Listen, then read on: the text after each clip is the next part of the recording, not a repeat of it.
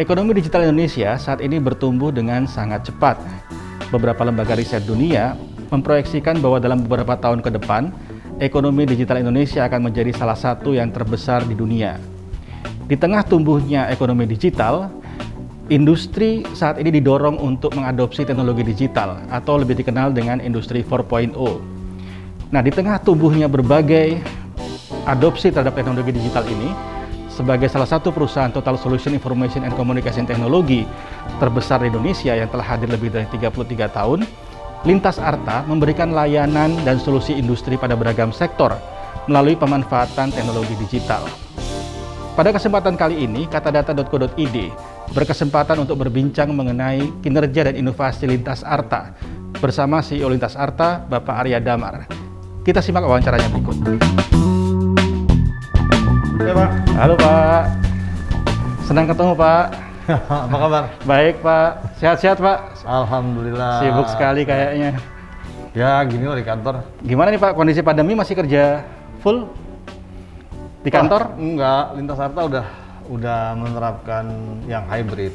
Oh. Jadi kita di ruangan kita buat terbuka begini ya buat teman-teman rapat, ngobrol apa segala macam. Sebagian besar sudah di rumah ya? Kerja di mana saja lah. Kerja di mana saja. Karena kan secara IT kan masalah approval dan sebagainya sudah bisa dilakukan melalui online segala macam. Baik, Pak. Kami ingin berbincang-bincang dengan Bapak mengenai inovasi Lintas Arta. Nah, tapi sebelumnya saya kepingin minta pandangan Bapak ini. Ini kan ekonomi digital Indonesia itu bertumbuhnya cepat sekali ya, Pak ya. Nah, bagaimana Bapak melihat ekonomi digital Indonesia ke depan itu seperti apa sih, Pak? Sebetulnya ya ini sisi positifnya pandemi ya. Di mana-mana udah mengatakan bahwa pandemi itu ada sisi negatif dan positif. Tapi positifnya adalah ada percepatan digitalisasi nih. Ya, percepatan bagaimana proses-proses yang tadinya dilakukan secara manual atau proses harus orang ada di situ gitu ya. Sekarang tanpa kehadiran segala macam ternyata bisa. Iya kan? Mulai kita rapat, mulai segala macam. Jadi saya pikir di sana semua akan menuju ke sana. Perusahaan-perusahaan yang tadinya offline dengan gara-gara WFH itu ujung-ujungnya akan hybrid nantinya. Seperti juga saya sampaikan di sini Lintas Arta, ujung-ujungnya sudah hybrid. Karena masalah approval, administrasi dan sebagainya sudah bisa dilakukan secara online. Ya kan? Kecuali memang seperti manufacture, instalasi, mungkin juga construction yang harus dilakukan di tempat ya itu. Tapi masalah lain-lain semuanya bisa dilakukan. Nah, ini seperti ruangan ini kelihatannya kosong padahal aktivitasnya sebenarnya banyak ya Pak yang dilakukan. Gantian aja mereka sih kan, ya. gitu. Jadi kita sudah nggak perlu lagi ruang kerja untuk hal ini. Tapi kalau teman-teman Lintas Arta yang instalasi tetap ke pelanggan, tetap melakukan instalasi ke pelanggan. Nah, itu memang lakukan. Iya, ini masuk ke Lintas Arta nih Pak. Ini kan Lintas Arta ada di dalam pertumbuhan ekonomi digital yang sangat cepat sekali. Nah, bagaimana kemudian Lintas Arta bisa terus berinovasi supaya bisa memberikan layanan digital kepada berbagai bisnis di berbagai sektor ini? Jadi memang kalau lihat perjalanan Lintas Arta, itu kita mulai dari infrastruktur, providing data komunikasi data. Kemudian masuk ke data center, naik ke cloud, naik ke solusi gitu ya. Jadi dari yang mungkin tadinya perusahaan telekomunikasi, akhirnya menjadi perusahaan ICT gitu. Ya kan? Dimana kita harus bisa memberikan layanan end-to-end gitu. Tidak hanya telekomunikasi, tetapi berikutnya gitu, termasuk penyediaan data center, akhirnya penyediaan cloud, ujung-ujungnya akhirnya penyediaan aplikasi. Ya. Nah, apa yang dilakukan di ekonomi sekarang, digital sekarang kan sebenarnya aplikasi ujung-ujungnya. Dimana bisa perusahaan bisa fokus kepada bisnisnya sendiri, core bisnisnya. Masalah prosedur segala macam itu bisa dilakukan dengan jadi lebih cepat. Nah, kita dorong ke sana gitu. Kita berusaha menyiapkan hal-hal yang infrastruktur sampai aplikasi yang diperlukan oleh perusahaan-perusahaan di Indonesia supaya mereka bisa bergerak lebih cepat dan mereka bisa serahkan ini kepada pihak ketiga dan mereka fokus pada bisnis. Nah, Lintas Arta ini kan bukan satu-satunya perusahaan ICT di Indonesia ya, tapi Lintas Arta yang terdepan saat ini. Nah, bagaimana kemudian Lintas Arta bisa terus menjadi yang terdepan? Apa yang dilakukan kira-kira? Resepnya apa nih Pak? Kita tuh sebenarnya intinya adalah satu, pelayanan sama sekali kita fokus kepada customer. Jadi kita harus deep dive apa sih kebutuhan customer, ya kan? Dari customer itu butuhnya macam-macam kan, mulai dari dasar sampai dengan yang lebih advance ya. Nah itu yang kita gali gitu. Bagaimana kita bisa memenuhi kebutuhan mereka apa saja gitu. Jadi di sini sebetulnya walaupun kita perusahaan teknologi, orang tuh jadi penting di sini karena orang perlu menggali, perlu bicara gitu ya, perlu memberikan advice kepada customer apa sih yang harus dilakukan supaya bisa semua pihak menguntungkan. Dan itu kami Lintas Arta lakukan itu. Jadi selain menggali itu, kita juga kerjasama pada semua pihak karena kita nggak bisa sendiri. Ekosistem untuk ICT itu harus dibuat. Iya. Walaupun kelihatannya kadang-kadang banyak perusahaan ICT, kadang-kadang kita berkolaborasi, tidak harus selalu berkompetisi gitu. Bagaimana menentukan itu? Kira-kira itu. Oke. Kita sambil jalan-jalan ya Pak ya, kita lihat ruangan lain Pak ya. Sebenarnya ini ruangan apa sih Pak sebenarnya Pak awalnya Pak? Tadinya ini ruangan kerja. Ya. Begitu pandemi kan WFH semua. Iya. Habis WFH, terus kita meeting kan terbatas jadinya. Iya. Kemudian kenapa nggak kita buat aja meeting di mana-mana gitu? Iya. Ya kan kita bikin, kita kan punya IT, masa harus ke kantor gitu kan? Sekarang itu terbiasa. Perusahaan IT harus memberikan contoh. Jadi saya bikin ada yang kafe yang silakan mau bawa customer ke sini, mau duduk di sana gitu ya. Iya. Mau kemudian rapat di mana gitu. Kemudian juga ada ruang-ruang rapat yang kecil-kecil gitu. Jadi supaya teman-teman bisa ke kantor maupun bisa bawa pelanggan ke sini untuk bicara gitu. Iya. Nah, Pak, ini kan baru-baru ini ya, Lintas Arta itu meluncurkan Cloudeka ya Pak ya. Nah, itu apa sih Pak? Bisa cerita nggak Pak? Ya sebenarnya sekarang ini begitu pandemi kan yang paling dicari oleh pelanggan-pelanggan kita adalah bagaimana efisiensi, bagaimana secara cost efisien, secara agile, kemudian juga investasi juga nggak terlalu banyak gitu kan. Yang namanya investasi IT kan ada batas umur sama kecepatan gitu ya. Iya. Kita beli sekarang tiba-tiba 2 bulan 3 bulan lagi keluar yang baru. Iya. Ataupun kalau kita butuh cepat, nggak bisa cepat, perlu nunggu dalam barang segala macam kan. Jadi cloud itu sebenarnya sudah lama Lintas Arta menjadi provider cloud. Cuman kita branding yang baru namanya Cloudeka. Apa itu Cloudeka? Itu cloudnya Lintas Arta di mana itu macam-macam. Untuk public cloud ada Deka Prime, Deka Flexi gitu. Jadi dia bisa bayar sebagai as you play lah.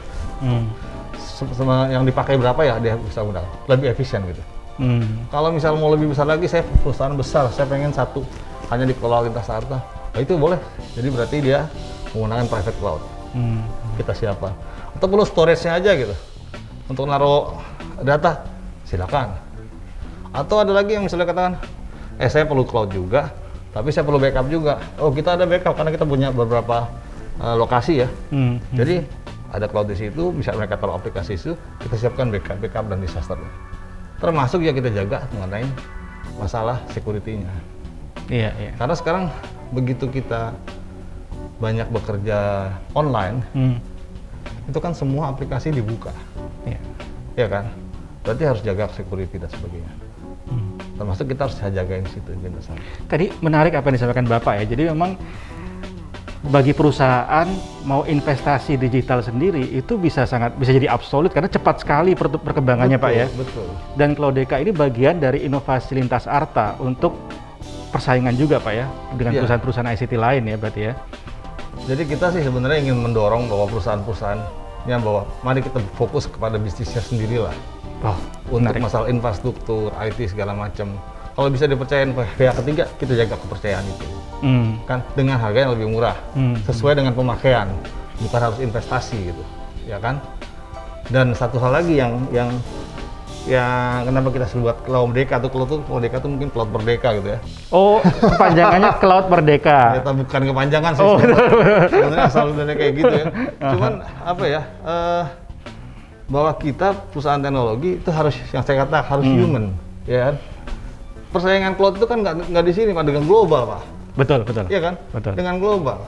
Tapi kalau saya katakan gini, bagaimana teman-teman nih orang Indonesia gitu melayani pelanggan secara penuh gitu. Mm-mm. Kalau perlu diskusi, ya kan? Mungkin secara apa namanya technical di sini Indonesia maupun pakai global sama aja. Tapi masalah diskusi, bagaimana mereka bisa tanya segala macam itu berbeda di kita. Karena secara human. Nah, Bapak pernah ini nggak? Ya saya nanya nih. Sambil jalan Pak ya. Dia nanya. Pernah ini nggak? Pernah pakai handphone apapun gitu ya? Iya. Problem. Iya. Mau nanya gitu. Betul. Begitu mau nanya ditanyain, dijawab, di routing ke FAQ. Oh iya. Padahal mungkin pertanyaan kita beda kan gitu. Beda. Nah, sekarang saya tanya Bapak, lebih baik dilayanin itu apa dilayani orang? Pasti orang sih Pak. Nah, Kayaknya lebih solusinya lebih cepat gitu ya. Kita dua-duanya bisa gitu, FAQ segala macam. Tapi menurut saya FAQ tuh dingin gitu ya. Iya. Nggak ada sentuh orang jadi boleh pilih mau pakai FAQ atau mau orang. Dan belum tentu menjawab pertanyaan kita ya. Nah, jadi kita tuh pengen bahwa yang namanya lintas harta walaupun perusahaan teknologi, sejak cloud segala macam, ya orang-orangnya juga harus mumpuni, punya kapabilitas sehingga dia bisa ngobrol dan bisa bantu daripada pelanggan-pelanggan. Kira-kira itulah. Iya. Ini apa saja tantangan lintas harta Pak ya untuk ya terdepan dalam atau menjadi perusahaan ICT terdepan ini tantangannya apa yang dihadapi lintas harta saat ini Pak? Sebenarnya kalau menjadi terdepan kan banyak tantangannya ya. Yang pertama bagaimana kita memahami customer dulu. Requirement dari customer kan macam-macam, ya kan? Itu tuh gimana caranya kita bisa lakukan. Setiap industri sebenarnya punya common apa ya, solusi yang bisa dipakai rame-rame. Iya. Kadang-kadang kita karena satu industri bersaing nggak mau gitu. Contoh ya, misalnya industri perbankan gitu kan. Untuk bank misalnya bank regional atau BPD, ini kan hampir nggak bersaing sama lain. Sebenarnya kan bisa. Yang namanya core bankingnya dan sebagainya bisa dipakai jadi satu. Misalnya contoh seperti itu. Iya. Yang kedua misalnya industri perminyakan, oil and gas. Pada saat dia mau ngebor dari minyak, itu kan ada IT-nya. Iya. Banyak perusahaan lakukan itu kan. IT-nya sendiri-sendiri. Sebenarnya bisa dijadiin satu kan, dengan satu solusi gitu. Tadi itu menarik sih Pak. Tadi Bapak sampaikan berkali-kali ya. Jadi core dari lintas harta. Jadi perusahaan itu fokus saja ke bisnisnya. Iya. Jadi ini ada hal-hal yang saya bilang. Ini yang harus kita jadi tantangan kita gitu. Iya. Ya kan. Tantangan kita bahwa kita percaya sama pihak lain untuk dapat yang lebih baik gitu. Tapi jadi tantangan saya juga, bisa nggak saya nyediakan itu kan? Bisa jadi solusinya nggak gitu ya Pak ya? Solusinya kan macam-macam. Jadi saya bilang tahap kedua adalah bagaimana saya bekerja dengan ekosistem. Iya. Ekosistem apa ya? Ekosistem digital. Siapa saja yang punya aplikasi kayak gitu? Nggak semua lintas harta. Iya. Saya ambil contoh lagi nih. Pak Ade, handphonenya pakai apa? iPhone Pak. Pakai iPhone. Iya. Bapak kalau download aplikasi dari mana? Dari App Store. Dari App Store kan? Iya. Nah, Bapak kan tinggal pakai aplikasinya. Betul. Bapak kan nggak perlu pikir data centernya, nggak perlu pikir cloudnya, nggak pikir apa. Iya. Padahal itu ujung-ujungnya semua itu loh. Iya. Iya kan? Aplikasi itu di belakangnya ada cloud, ada data center, ada internet dan sebagainya. Pelanggan tahu beres saja sebenarnya. Pelanggan tahu beres. Iya. Tapi yang bikin aplikasi itu kan banyak kan Pak? Iya, betul. Satu iPhone Bapak macam-macam kan? Iya. Ada Microsoft, ada mungkin ada perlu dilindungi lagi Indonesia Iya. Gitu kan? Ada mungkin Gojek apa segala macam. Iya. Tapi itu kan macam-macam. Nah, kita perlu juga punya partner seperti itu di pasar. Supaya apa? Supaya bisa bisa melayani kebutuhan daripada industri. Iya. Nggak bisa dibikin sendiri Pak. Jadi kalau kita mungkin sampai level cloud ya sekarang sampai situ gitu. Iya. Nah berikutnya untuk lebih tinggi lagi software as a service kita perlu partner. Iya. Dan terakhir adalah harus punya sumber daya yang mumpuni Pak. Itu yang harus kita terus gitu. Iya. Itu mungkin agak melenceng sedikit Pak ya, tapi itu jadi tantangan terbesar Indonesia saat ini kan mencari talent ya Pak ya di bidang ICT ya. Itu juga problem yang cukup berat ya sebenarnya. Sebenarnya harusnya kalau saya ya menjawab pertanyaan ini, harusnya kita serius di situ untuk mempersiapkan talent itu. Kenapa? Karena itu mudah. Oke. Pertama anak-anak kita pinter, itu bisa dipelajarin. Itu nggak butuh pabrik. Iya. Yang ada brandware, ya kan? Ya. Nah, kalau itu kita bisa bikin, kita bisa bersaing mendunia. Oke, baik. Benar nggak Pak? Iya, iya. Sekarang kalau misal bicara bikin, maaf lah, mobil atau pesawat, kita udah ketinggalan kan? Bikin chip lah, perlu pabrik segala macam. Tapi kalau bikin software, Kita masih punya peluang, Pak ya. peluang. Iya. Dan itu anak-anak Indonesia jago-jago di situ. Iya. Baik Pak, kembali ke soal layanan lintas arta nih Pak. Ini kan sekarang pemerintah mendorong betul agar UMKM itu go digital. Nah, kan karena ya melihat dampak pandemi sebelumnya, UMKM banyak yang mati ya karena fokus ke bisnis konvensional offline gitu. Iya. Sekarang didorong ke digital. Nah, apakah ada layanan lintas arta untuk mensupport UMKM ini Pak? Sebenarnya yang saya katakan tadi, saya ambil contoh tadi handphone Bapak, sebenarnya kan aplikasi itu ujung-ujungnya kan gitu ya. Tapi di belakang aplikasi itu kan infrastruktur. Yang lintas arta punya sekarang tuh baru cloud untuk UMKM. Tinggal dimanfaatkan lah cloudnya. Internetnya sudah ada semuanya gitu ya. Kita bisa menjangkau internet mana saja. Sehingga yang kita belum punya ataupun ini adalah aplikasi untuk UMKM. Gitu ya. Tapi kalau UMKM punya aplikasi silakan taruh di cloud. Oke. Ya kan? Dan harusnya bisa dipakai sama-sama bersama-sama UMKM yang lain. Nggak perlu sendiri-sendiri. Jadi UMKM bisa mendapatkan aplikasi yang murah sebenarnya Pak ya. Karena kan kalau biaya menjadi hambatan betul. UMKM tuh. Kan bisa rame-rame gitu Pak. Ya kan? Nah, misalnya contoh UMKM butuh laporan keuangan. Ya kan? Atau masalah keuangan lah. Kan bisa dipakai aplikasi yang terlalu pakai rame-rame. Ya kan? Kalau selalu marketing dan sebagainya bisa juga dipakai rame-rame. Nah, ini yang saya pikir tinggal dimanfaatin aja. Dan bahkan kalau UMKM itu punya aplikasi yang bagus gitu, ada upaya, ajak lo UMKM yang lain. Taruhlah kita di cloud lintas arta, kita siapkan internetnya, sehingga bisa diakses dari mana-mana. Oke. Nah, beralih ke topik lain nih Pak. Saat ini Presiden waktu menyampaikan pidato di suatu kesempatan itu menyampaikan 5 arahan transformasi digital. Salah satunya adalah mengenai integrasi pusat data center. Nah, ini juga jadi salah satu keahlian lintas arta di sini kan. Nah, bagaimana Bapak melihat data center ini kemudian mendukung transformasi digital ini Pak? Dan itu sudah terjadi Pak, sebetulnya. Jadi bagus arahan Presiden itu ya. Sebenarnya kan kalau kita lihat seluruh kementerian-kementerian, ya nggak, seluruh Pemda itu rencana punya data center, ya kan? Atau naik lebih dikit lagi lah, walaupun nggak punya data center, minimal mereka punya server-server. Oke. Di masing-masing semua. Berapa banyak investasi yang dilakukan itu?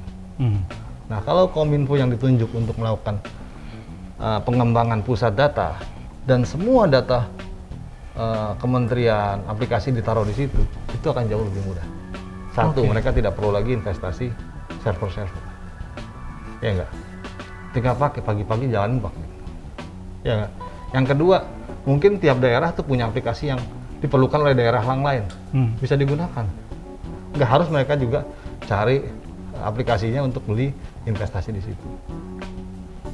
Dan yang terakhir saya pikir sih nanti pada arahan Presiden itu benar adalah pada akhirnya nanti adalah dari Kominfo akan menyediakan aplikasi untuk seluruh kebutuhan pemerintah. Tahap awal mungkin ngumpulin dulu, pindahin ke dalam satu pusat data, istilahnya cloud-nya lah, kumpulkan di situ. Nanti mulai dipilah mana yang perlu gitu kan. Dan dengan data center nasional itu kan kecepatannya lebih ini Pak, latensinya lebih bagus ya Pak ya dibandingkan. Ya, yang penting efisiensinya jauh lebih bagus. Dan kepala daerah terutama tidak perlu pikir panjang gitu ya.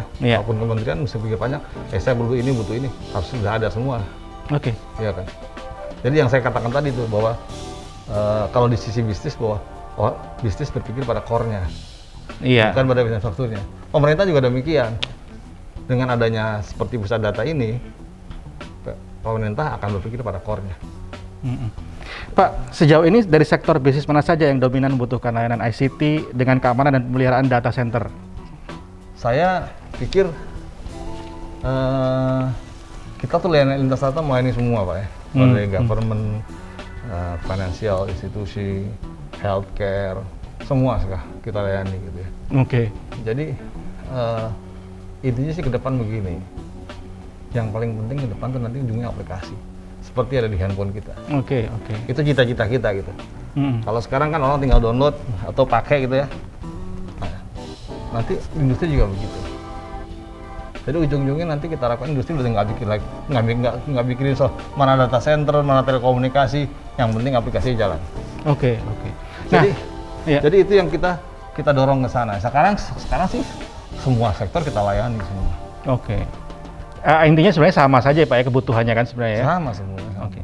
Nah Pak, saat ini masih soal koneksi internet ya. Saat ini kan mulai ya sedang direncanakan terus teknologi 5G ya Pak ya.